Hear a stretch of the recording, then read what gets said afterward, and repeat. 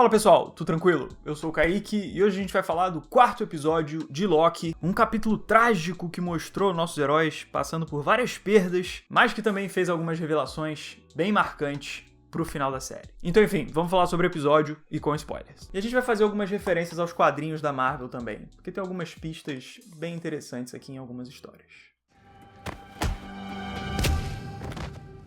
Como eu falei na abertura, esse episódio ele tem um tom muito trágico, pela forma como os heróis são derrotados várias vezes em sequência pelos vilões, de um jeito que deu um peso emocional bem marcante para esse capítulo. Eu gostei bastante de acompanhar o desenvolvimento da relação do Loki com a Sylvie e tô bem investido no que eles ainda podem compartilhar no futuro da série. E além disso, as verdades que foram desmascaradas sobre os Guardiões da TVA, ao lado daquele time de variantes de Loki que foi revelado no final do capítulo, fez o suspense sobre o fim da série ficar ainda mais interessante e promissor. Então, como um todo, eu curti bastante o episódio, pela maneira como ele tanto desenvolveu os arcos dramáticos individuais de vários personagens, ao mesmo tempo que ele também desenvolveu a trama principal da série. Então agora vamos detalhar ele parte por parte. Lá no meu review sobre o último episódio, eu tinha comentado que o passado da Sylvie como uma fugitiva indicava que a TVA era uma instituição muito desumana, pela forma como eles perseguiram ela desde a infância dela, só por ela ser quem ela era. E esse episódio começa justamente complementando essa vilanização da TVA, com uma sequência que mostra como eles realmente agem de uma forma muito autoritária. Então esse episódio sela realmente a posição da TVA como uma instituição muito maligna, mesmo quando eles estão supostamente corrigindo a linha temporal. Outro ponto importante sobre o passado da Sylvie é que esse episódio destaca o mistério sobre o evento Nexus que ela pode ter causado, que fez ela ser caçada pela TVA, mas sem revelar qual foi esse tal evento. What was my Nexus event? Então, com certeza, essa revelação vai ser bem importante para o futuro da Sylvie na série, e eu fico bem ansioso para ver a potencial mudança que isso pode causar nela. Qual que vai ser a gravidade desse evento Nexus que ela causou e por quê? Porque ali em Asgard ela parecia ser só uma criancinha, né? Ela parecia não estar fazendo nada demais. Então, acho que tem potencial para a gente ter uma surpresa bem legal aí para frente, que pode até impactar nas ações e nas motivações da Sylvie. E falando em Sylvie, uma parte desse novo episódio que dá continuidade ao que já vinha sendo trabalhado na série é a relação do Loki com a Sylvie. Acontece que o episódio anterior foi muito focado na relação deles, com eles começando o capítulo como inimigos, mas terminando como aliados que se identificam muito um com o outro. E é nesse episódio 4 que a verdadeira necessidade para esse desenvolvimento passado se revela, porque o peso emocional desse capítulo depende totalmente dos sentimentos que o Loki e a Sylvie têm um pelo outro. Eu achei o início do sentimentalismo romântico entre eles muito natural por conta da identificação que eles já vinham sentindo, como dois Loki variantes que se enxergam muito um no outro. E a trama interrompeu essa troca sentimental entre eles, sem um desfecho, para explorar um sentimento de frustração e perda, que tira dos personagens algo que eles estavam muito próximos de atingir. A preocupação que o Loki sente pela Sylvie e a iniciativa dele em revelar os sentimentos que ele tem para ela marcam uma mudança que eu acho muito merecedora pro arco dele, pelo fato dele ser um personagem que busca muito fugir da solidão, como ele mesmo fala nesse capítulo. Então ver o Loki e a Sylvie criando esses sentimentos bem legítimos um em relação ao outro faz o futuro da série ficar ainda mais promissor para mim, porque eu fiquei realmente investido na relação deles. Eu me importo com eles como personagens e torço para que eles se deem bem. Simples assim.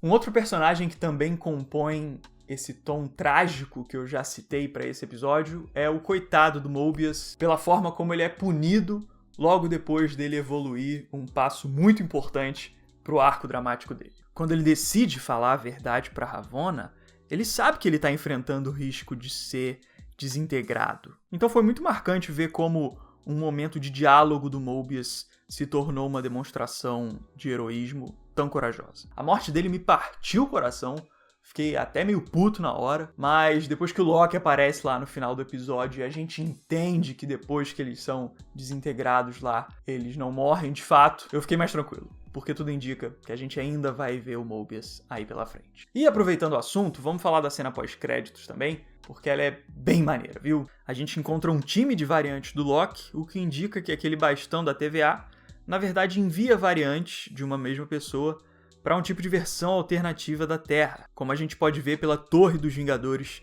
destruída ali no canto, ao lado de outras ruínas. E sobre as variantes, todas têm um visual muito maneiro, principalmente a do Loki clássico, com o visual do uniforme dos quadrinhos, que está sendo interpretado pelo Richard E. Grant. Como a gente está vendo vários tipos de Loki juntos nessa região, eu acho que a gente ainda vai encontrar outros nos próximos episódios. Até porque o Mobius já tinha mostrado nos capítulos anteriores os registros de algumas variantes do Loki que já tinham sido capturadas. Então pode ser que outros Lokis já tenham sido mandados para esse tal lugar misterioso que vai ser explorado no futuro da série. Agora, para fechar o episódio, vamos falar sobre algo que eu já tinha teorizado nos meus primeiros vídeos sobre a série e que agora foi confirmado como certo. Os Guardiões são uma mentira, pelo menos aqueles 3 robôs estranhos lá. E aí com essa revelação a gente se pergunta, quem é que criou a TVA? Como o próprio Loki também pergunta no final do episódio, né? Que mostra como a série tá realmente destacando esse mistério, que indica que vai ter alguma surpresa bem interessante aí pela frente. Enfim, vamos ver quais pistas que a gente pode investigar para tentar prever o que vai acontecer. Como esses guardiões aí são falsos, as suspeitas que estavam sobre eles acabam caindo sobre quem tá mais próximo deles, e que também é uma vilã. No caso, a Ravonna. Só que por mais que ela seja realmente uma autoridade na TVA, eu não acho que ela deva ser realmente a grande chefona por trás de tudo. Porque nesse episódio, a gente vê o passado da Ravonna como soldado, o que indica que ela pode ser só uma variante, como os outros agentes da TVA. E se ela é realmente só uma variante, eu acho que ela não teria todo o poder necessário para ter criado a TVA sozinha. Então eu acredito que a série tá caminhando para revelar algum outro grande inimigo acima da Ravonna no comando da TVA, como um personagem que ainda não foi revelado na história. E aí eu considero 2 opções principais. Olha, acontece que a série tá acabando, então ela não tem mais tanto tempo de desenvolver tanto um novo personagem com tanta profundidade quanto os outros personagens que a gente já vem acompanhando. E aí pensando nisso, eu acho que uma possibilidade narrativa interessante para a série seria colocar como esse grande inimigo do final da história como uma variante de algum personagem que a gente já conheça, porque aí esse tal inimigo entraria na história já tendo algum contexto familiar pra gente como público. Ele não seria um personagem caindo de paraquedas só no final da história. Então quem sabe seja uma variante por trás de tudo.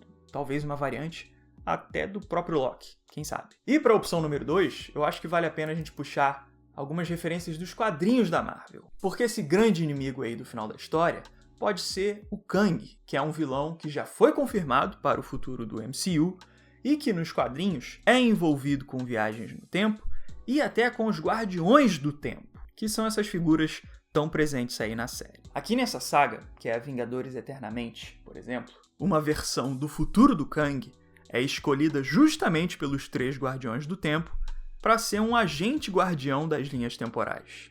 Então nessa história é o Kang, nessa forma de Immortus, que fica viajando pelo tempo e corrigindo os eventos temporais. Então existem alguns paralelos entre a trama de Loki, com esse funcionamento da TVA, dos Guardiões, e o que já foi feito com o Kang nos quadrinhos. Mas, novamente, eu acho que uma revelação de um novo grande vilão assim poderia ser muito repentina para um final da série. A gente já tá na reta final dela e a gente ainda não viu nada sobre essa suposta figura, então acho que colocar um vilão gigantesco assim no final do nada seria uma guinada muito grande para o desenvolvimento que eles vêm fazendo até agora. Então eu acho que um caminho intermediário seria colocar algum outro vilão com uma possível relação com o Kang que abre caminho para ele participar mais do MCU no futuro. Tipo o que foi feito com o Thanos no início dele do MCU, que ele parecia estar por trás das maquinações do Loki, do Chitauri e tudo mais, só como uma figura ali por trás influenciando os eventos. Tá, mas e aí, quem seria esse agente intermediário entre a TVA